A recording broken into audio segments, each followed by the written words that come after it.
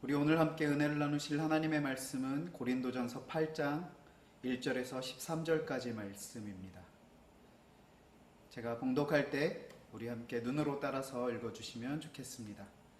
우상의 제물에 대하여는 우리가 다 지식이 있는 줄을 아나 지식은 교만하게 하며 사랑은 덕을 세우나니 만일 누구든지 무엇을 아는 줄로 생각하면 아직도 마땅히 알 것을 알지 못하는 것이요 또 누구든지 하나님을 사랑하면 그 사람은 하나님도 알아주시느니라.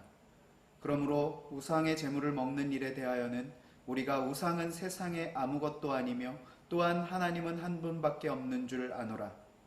비록 하늘에나 땅에나 신이라 불리는 자가 있어 많은 신과 많은 주가 있으나 그러나 우리에게는 한 하나님 곧 아버지가 계시니 만물이 그에게서 났고 우리도 그를 위하여 있고 또한 한 주 예수 그리스도께서 계시니 만물이 그로 말미암고 우리도 그로 말미암아 있느니라.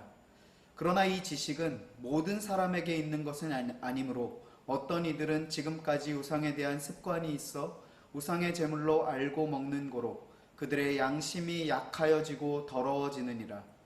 음식은 우리를 하나님 앞에 내세우지 못하나니 우리가 먹지 않는다고 해서 더 못 사는 것도 아니고 먹는다고 해서 더 잘 사는 것도 아니니라.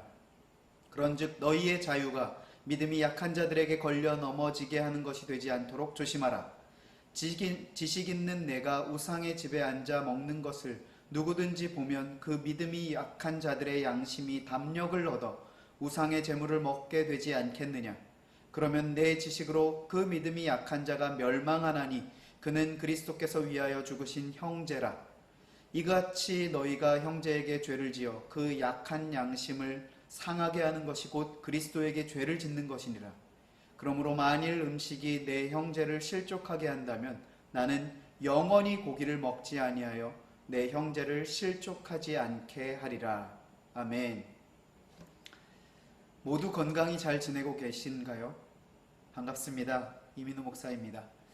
이제는 교회에 나오지 않고 영상으로 이렇게 예배 드려지는 것이 어색하지도 않고 오히려 익숙해진 청년들도 계시죠. 예배의 형태가 변경된 것은 우리가 그렇게 우려할 만한 일은 아닐지 모릅니다. 단지 이 오프라인에서 온라인으로의 변화가 일어난 이 상황 속에서 우리 각자가 이 신앙을 지키기 위한 어떤 싸움을 싸우고 있는지가 더 중요한 문제일 것이라고 생각이 듭니다. 우리의 신앙이 무너지고 있는 이 상황을 환경과 이 상황의 탓으로만 돌리고 나는 아무런 저항도 하고 있지 않다면 그것은 굉장히 심각한 문제일 수 있다는 것이죠.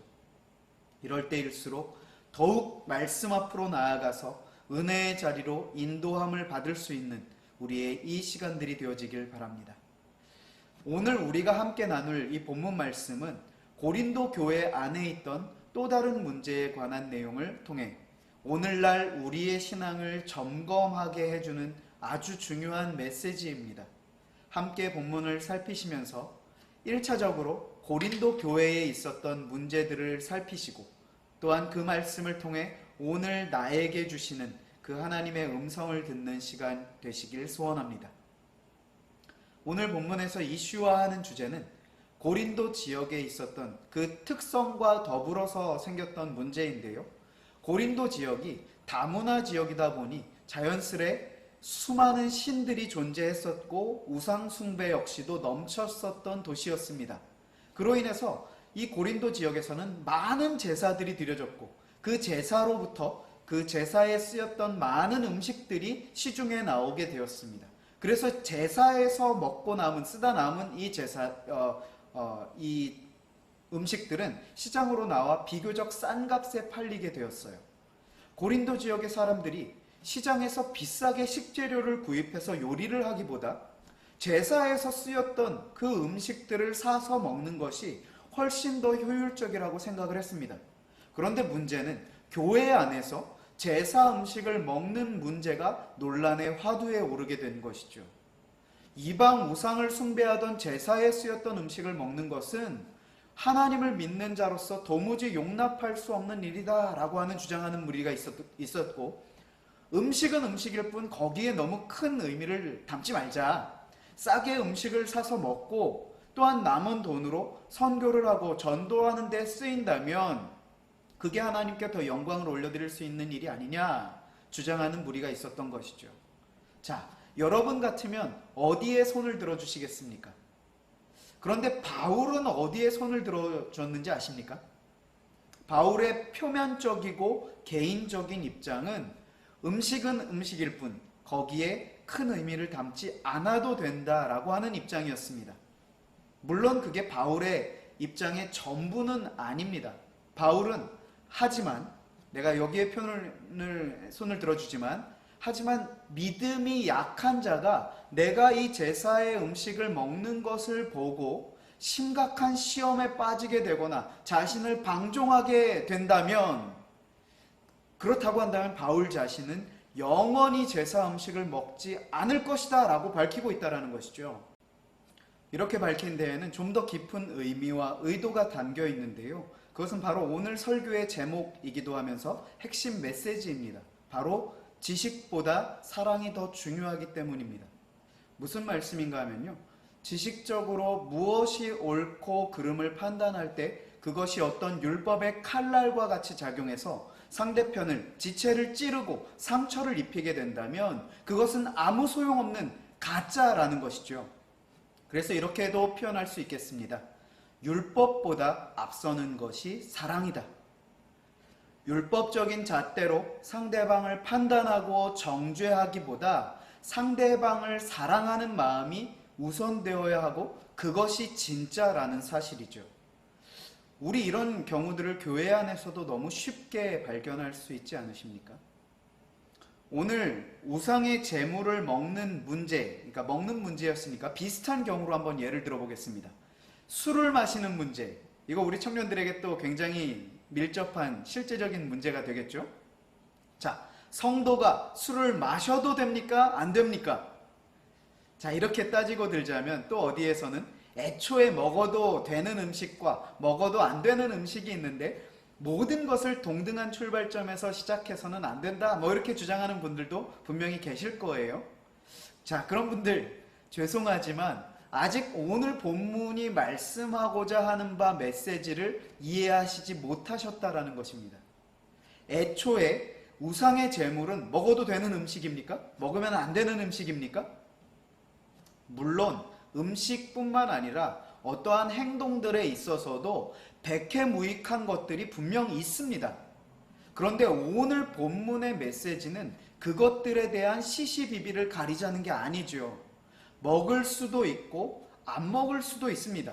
술 마찬가지입니다. 마실 수도 있고 안 마실 수도 있는 것이죠. 거기에 너무 많은 의미를 부여해서 뭐 이런 경우들 있지 않으세요?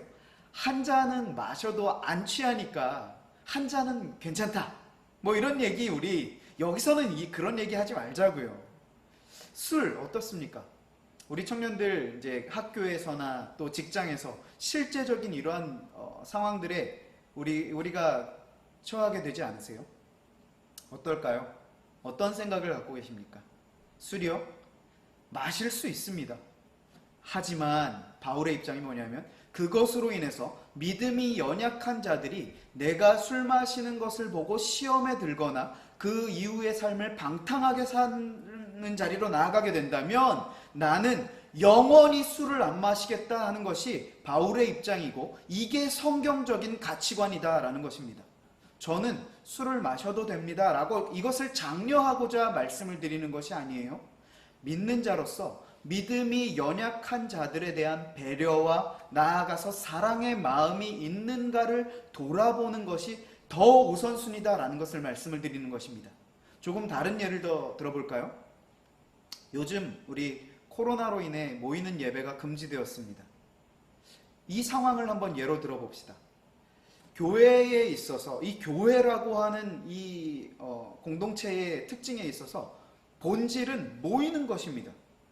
교회라고 하는 이 명칭 자체가요, 이미 모임, 공동체라는 의미를 담고 있기 때문이죠. 그리고 우리는 그렇게 모여서 다른 게 아니라 우리의 머리 되신 주님을 예배드리는 것이 최우선 순위로 지켜야 할 일이라는 것이죠. 예배드리는 이 일은 우리의 목숨과도 바꿔서라도 지켜내야 하는 최우선 순위입니다.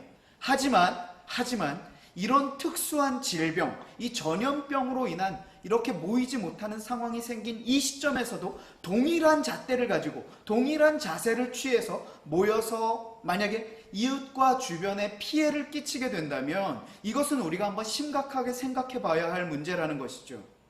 제가 얼마 전에 인스타에서 우연히 보게 된 한 문구가 있어서 소개를 드릴게요. 우종학이라고 하는 서울대 교수님이 하신 말씀인데요. 예배 드리면 죽인다고 목에 칼이 들어올 때 목숨을 걸고 예배를 드리는 것이 신앙입니다. 그러나 예배 모임이 칼날이 되어 남들의 목숨을 위태하게 하면 모이지 않는 것이 신앙입니다.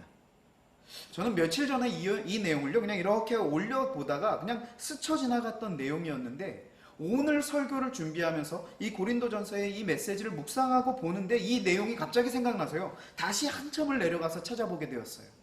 진짜 신앙은 율법적인 지식을 얼마나 많이 알고 있는가 하는 것이 아니라 그 율법의 진정한 의미를 얼마나 제대로 알고 있는가 하는 것이죠. 율법의 완성이신 예수님의 일생을 우리가 한번 돌아보자는 것입니다. 죽을 수밖에 없는 나를 사랑하셔서 구원하시기 위해 자신을 희생하신 그 사랑을 묵상할 때 무엇을 배울 수 있는가 하는 것이죠. 내 절대적인 인간적인 어떠한 율법적인 기준으로 상대방에게 마치 폭군처럼 칼날을 휘두르고 있지는 않은지, 내 율법적인 행위를 자랑스러워하며 나는 이렇게까지 하는데 상대방은 너는 지체는 왜 그것밖에 못하나 하는 식으로 판단하고 정죄하며 죽이는 말들을 쏟아내고 있지는 않은지 우리는 우리 자신을 정직하게 돌아보아야 할 것입니다. 내가 알고 있는 것, 내가 살고 있는 것보다 앞서야 하는 것이 내 주변에 있는 내 이웃들과 지체를 사랑함이라는 것입니다.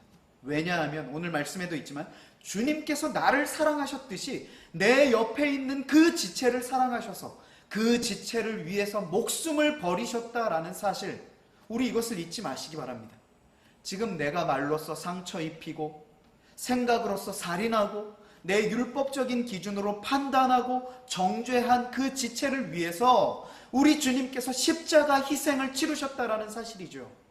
그렇다면 그 사랑 받았다라고 하는 나는 주님의 그 희생을 가치 없는 것으로 여기고 있는 가짜의 나 아닙니까? 오늘 본문의 바울의 입장을 우리의 말로 이해하기 쉽게 말씀드리고 한번 정리를 해보도록 하겠습니다. 우상의 제사에 바쳐졌던 음식을 먹느냐 마느냐의 문제가 뭐가 그렇게 심각한 일이냐? 그걸로 인해서 서로 헐뜯고 비방하고 상처 주는 일이 더 심각한 문제 아니냐? 거기에 서로를 향한 사랑이 있느냐? 그 분쟁 가운데 예수님의 십자가와 그 희생이 있느냐? 제사 음식 나는 먹어도 전혀 상관없다. 단 내가 먹는 모습을 신앙이 약한 연약한 지체가 보고 혼란을 느끼고 시험에 들 수 있다라고 한다면 나는 그 음식을 영원히 먹지 않겠다. 왜냐하면 그 한 영혼, 우리 주님께서 목숨을 바치시기까지 사랑하신 그 한 영혼이 내게는 더 귀하기 때문이다. 오늘 고린도전서 8장 말씀을 통해 우리 각자에게 주신 묵상되어지는 부분들이 분명 다양하게 있을 거라고 생각이 듭니다. 오늘 말씀을 통해 깨닫게 되었거나 혹은 묵상하게 된 은혜들이 있다면 이 시간 한번 정리해 보시고요. 각 조별로 카톡을 통해서 공유해 보시면 좋을 것 같습니다. 또 주변에 있는 우리 옆에 있는 동역자들과 믿음의 지체들과 함께 은혜 받은 내용들을 나눠 보셨으면 좋겠어요. 우리 그 은혜를 가지고 이번 한 주를 살아가시는 동안에 내 안에 혹시 율법적인 잣대로 상대방을 지체를 향해 분노의 칼날을 휘두르고 있지는 않은지 철저히 돌아보시고 내 옆에 있는 지체들을 향한 사랑의 마음이 진짜인가 돌아보는 시간을 가져보셨으면 좋겠습니다. 한 주간 우리 주님이 나를 얼마나 사랑하시는가 하는 것을 끊임없이 틈틈이 계속해서 묵상해 보시고요. 그 은혜와 사랑으로 더욱 깊어지는 우리의 은혜의 한 주가 되시길, 또한 이 질병의 위기로부터, 위험으로부터 지켜주시고 보호해 주시는 은혜의 한 주가 되어주시길 주님의 말씀으로 축원합니다. 기도하겠습니다. 사랑의 하나님 아버지, 감사합니다. 주님께서 우리에게 베풀어 주신 그 은혜를 우리가 날마다 기억하며 그 은혜에 감사함으로 살아갈 수 있도록 인도해 주십시오. 하지만 우리의 한 주간의 삶을 돌아볼 때에 주님의 그 은혜를 구한다고는 하지만 은혜 입은 자답게 살아가지 못했던 삶의 자리가 너무나도 많습니다. 하나님, 용서해 주시고 불쌍히 여겨주시며 긍휼을 베풀어 주셔서 우리 안에 주님의 그 사랑으로 다시금 회복시키시며 충만하게 하셔서 주님께서 사랑하신 내 옆에 있는 지체들을 마음 다해 사랑하게 하시며 주님께서 우리에게 맡겨주신 그 위대한 사명들 주님의 사랑의 충만함으로 감당하며 나아갈 수 있는 우리 모두가 되어질 수 있도록 인도하여 주옵소서. 하나님, 또한 이 코로나와 또한 자연재해의 이 위기 가운데 우리를 지켜보호하여 주셔서 하나님의 은혜 가운데 살아가고 지켜주신 은혜에 감사함으로 화답하며 우리의 이웃들을 더 사랑할 수 있는 자리로 나아가는 우리 모든 청년들의 한 주간의 삶이 되어질 수 있도록 인도하시며 함께하여 주실 줄로 믿사옵고 이 모든 말씀 우리 구주 예수 그리스도의 이름으로 간절히 감사기도 드리옵나이다. 아멘.